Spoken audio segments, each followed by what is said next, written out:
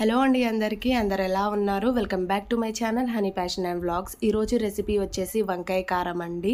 నేను నా స్టైల్లో వంకాయ కారం రెసిపీ ఎలా చేసేసుకుంటానో చూసేద్దాం రండి. నేను బౌల్లోకి కాస్త నీళ్ళని తీసుకొని 1 టేబుల్ స్పూన్ సాల్ట్ని అయితే యాడ్ చేసేసుకున్నాను. దాంట్లోకి వంకాయలను అయితే వేసేసుకుంటున్నాను. ఆ వంకాయలో గుత్తొంకాయకి మనం వంకాయ ఎట్లా కట్ చేసుకుంటామో అలా కట్ చేసేసుకోవాలి. అండ్ ఇక్కడ ఒక ప్యాన్ని పెట్టేసుకొని ఇందులో కాస్త పల్లీలు అండ్ ధనియాలు అండ్ ఎండిమిర్చి వేసేసుకున్నాను. అలాగే గుప్పిడంతా నువ్వులను వేసేసుకొని లో ఫ్లేమ్లోనే రోస్ట్ అయితే చేసేసుకుంటున్నానండి. ఇలా బ్రౌనిష్ కలర్ వచ్చాక మిక్సీ జార్లోకి అయితే తీసేసుకుంటున్నాను. దీంట్లోకి 1 టేబుల్ స్పూన్ జీలకర్రని అయితే యాడ్ చేసేసుకుంటున్నాను. అలాగే దాంతోపాటు ఒక 2 స్పూన్స్ ఆఫ్ కారాన్ని అయితే వేసేసుకుంటున్నాను.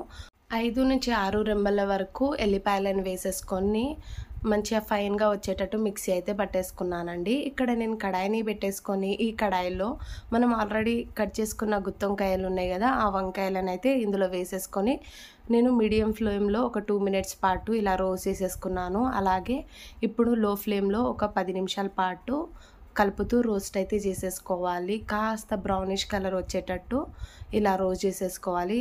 ఇక్కడ బ్రౌనిష్ కలర్ అయితే వచ్చేసాయి కదా, దీన్ని ఒక ప్లేట్లోకి సైడ్కి అయితే పెట్టేసుకుందాము. అండ్ అదే ఆయిల్లో కాస్త జీలకర్ర, ఆవాలు అండ్ ఆనియన్స్, కరివేపాకుని వేసేసుకొని మంచిగా కలుపుతూ రోస్ట్ అయితే చేసేసుకుందాము.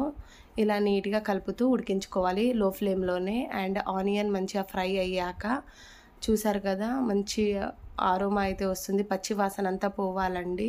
అండ్ పచ్చి వాసన అంతా పోయాక ఇలా కలుపుతూ ఉండాలి. ఇందులో కాస్త అల్లం వెల్లుల్లి పేస్ట్ అంటే ఒక 1/2 టేబుల్ స్పూన్ అల్లం వెల్లుల్లి పేస్ట్ అయితే వేసేసుకున్నాను.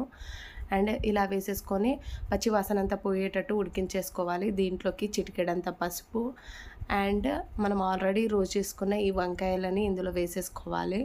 కాస్త మంచిగా ఆనియన్స్ అవి అన్నీ కలిసేటట్టుగా కలిపేసుకోవాలి. అండ్ ఇలా కలిపేసుకున్న తర్వాత దీంట్లోకి మనం ఆల్రెడీ మిక్సీ పట్టుకున్న ఆ కారం పౌడర్ ఉంటుంది కదా, దాన్ని కూడా ఇందులోకి యాడ్ చేసేసుకోవాలి.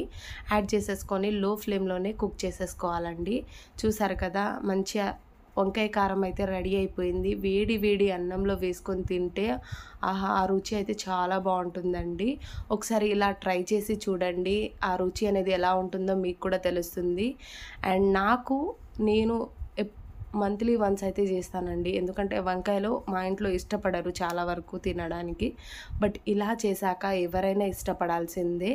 నేనైతే మంచిగా బగారా రైస్ వండుకొని ఈ వంకాయ కారం వేసుకొని తింటున్నాను. ఇంత బాగుంటుందంటే ఆ టేస్ట్ అనేది చాలా చాలా బాగుంటుందండి. అండ్ నా వీడియో కనుక మీకు నచ్చుంటే please to subscribe, like, share, comment and don't forget to press bell icon. Thank you for watching. Thank you so much.